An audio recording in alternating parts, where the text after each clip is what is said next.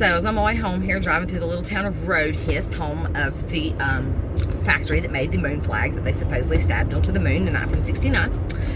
And I thought that I would, like John Wise, Mr. Wise, old wise guy did. He did his thing. He would introduce himself and tell people more about himself. So I'm going to tell some people more about me. My name is Heidi Erin Sechrist, and I live in North Carolina. I live at the foothills of the Appalachian Mountains. I'm 39. I'll be 39. My birthday's April 22nd, 1982. I share that with Earth Day and a master number 22. I got one daughter, and I have 3 degrees. I have an associate's degree in fine arts with a major in music. Voice, vocal was my first instrument, piano was my second. I've got a office systems technology diploma, and I have also got an associate's degree in paralegal studies. I'm a paralegal. Now, I have never worked or been an actual professional in any of the professions that you could attain with those degrees.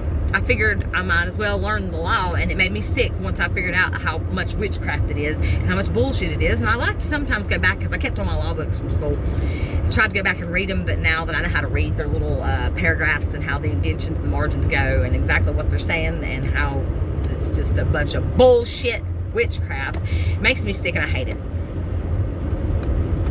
And I don't know if I'm probably not any better off knowing the law in North Carolina than I am any other place. Maybe. I mean, I am better off at some things that I can hand down to teach my daughter, ways that, to teach her how they act, the law acts sneaky, and how the law has got loopholes. So anyway, there's that. I am on SSI. I get SSI payments because I'm crazy. I didn't qualify for disability because I have not worked a job in the past 15 years, and before that I have only worked a handful of jobs. I don't do well in work setting. I don't do well in public setting, but especially like a boss and employee relationship, I freeze up, and I don't like working with the public. And I mean, I probably could do a lot better now than I ever could have before, but why now? They pay me to be crazy. It's $5.22 a month, and it's not much, but that's not all I have to live on. Like I was telling when Robin was talking about, I gave him $2.35 because it's 2-3 bypass. 2 plus 3 is 5, you bypass 4. So 2-3 bypass would be $2.35. And I don't live off just the $5.22. The $5.22, I give my mom control of all my money. See, my mom, I love my mom. My mom and dad are still together. They're still married. They've been together for 39 years because I was conceived on the honeymoon, so she says. I don't know about that. She is the best mother in the world. I could not have asked for better parents or a better life. I'm so grateful for her. And my dad too, but for her mostly because she was the breadwinner in the family, and she just keeps my dad up too. There's a reason why they're still married. She can't very well ask for a divorce without grounds and expect not to have to pay him alimony. She's not going to keep my dad up like that and be divorced. So either way, I was given every opportunity when I was growing up. I completely blew and threw away and wasted every single one of them. I did get those 3 degrees, but I did never attain a job in any of them. I did go to Appalachian State University after I got my 2-year degree in fine arts music major, and I went to the School of Music up there, the Miriam Hayes School of Music. And I dillied around with music industry for a year or two. And then I changed my major while I was up there, and then I just dropped out.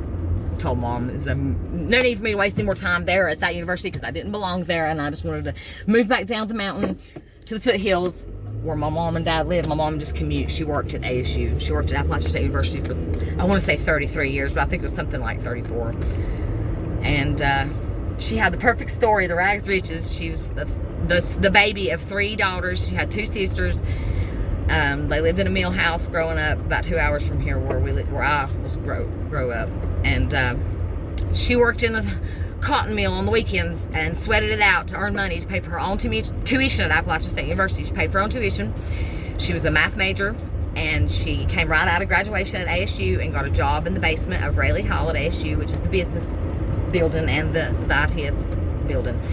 She started out in 1981 making $11,000 a year in the basement, and after 34 years she was moved up to the very top floor, was the second biggest boss in the IT department, the only female boss that was that high up. And she had a wonderful career, and she's a wonderful person. She got named Employee of the Year at ASU. Amazing woman, smart, but she had her career, and so she had to forfeit raising me. I was raised by my grandparents in daycare and school, and I was molested because of it. And my mom, you know, was always at work. But she provided like a motherfucker, and still provides. I'm 39 years old. She just finished paying my house off. She's given me every car I've ever had when she bought new ones, and she's just finished buying my house, paying it off, so it's going to be put up for sale. She's buying her a new house in the development across from where I moved from, where they lived their whole life, at 311 Sunset Street, 33 Sunset Street. So I'm going to be moving back into my old house that I grew up in, on 311 Sunset Street, and then my mom will just be a hop and a skip and a jump away, because I'm going to take care of my mom until the day she dies. I'm going to be holding my mama when she dies. I'll never put her in a home or hospital. I think it's the least I could do to pay her back for giving me life and giving me anything I ever wanted, every opportunity in this world that I threw away and blew and wasted. And I'm just a big disappointment, pretty much. All my cousins went to universities and became, you know, things like engineers and chemists and teachers and shit, and bankers. I didn't do anything. But that's okay, because I'm going to do something. I'm going to take care of my mother and my father, but I don't know if I'll wipe his ass and hold him till the day he dies. I'll be there, but I mean, I would, but my mom, I hold a special place in my heart for her, and she is a good woman. But I raised my daughter. My daughter lives with me and always has. I raised my daughter since the day she was born. She was never in daycare. I've always been around, so my daughter is much different from me, because that's how I raised her, to not be anything like me. And I don't lie to my daughter. I tell her everything, the truth, and I'll embarrass my daughter real quick over anything, because she knows she can tell me anything, because I don't judge, especially not going to judge her. And I hope she knows she don't judge me. I really don't care if she does or not, because I tell her the things about me that I think are horrible. Not every horrible thing, but pretty much an open book to my daughter. And so that she will get it through her head, do not be like mother. And then I don't expect her to lie to me that way, because she knows we're open and we can talk about anything, because we do. So much to the point to where we talk about too much for her sometimes. She gets a little embarrassed, but she's a good girl. She's nothing like me. When I was her age, she was nothing like me at all. And that's all I ever could ask for, is for her to just not be like me. Don't do what I did. Don't do as I say, and definitely don't do as I do. And I have no brothers or sisters. I'm an only child.